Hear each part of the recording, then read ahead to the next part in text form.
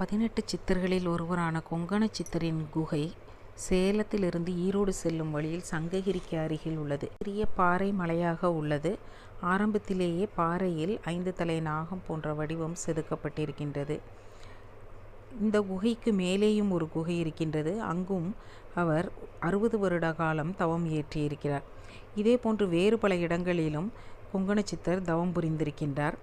இந்த குகையினுள் விநாயகர், வள்ளி தெய்வானை, முருகன், தட்சிணாமூர்த்தி, கொங்கண சித்தர் சிலைகள் வைத்து இப்பொழுது வழிபாடு செய்யப்படுகின்றது.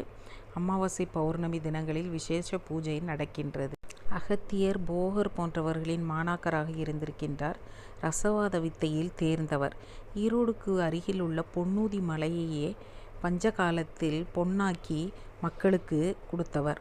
மருத்துவம், யோகம், மெய்ஞானம், சமயம் போன்ற துறைகளில் 25க்கு மேற்பட்ட நூல்களை எழுதியவர். இவர் சிவவாக்கியரின் நண்பராகவும் இருந்திருக்கின்றார்.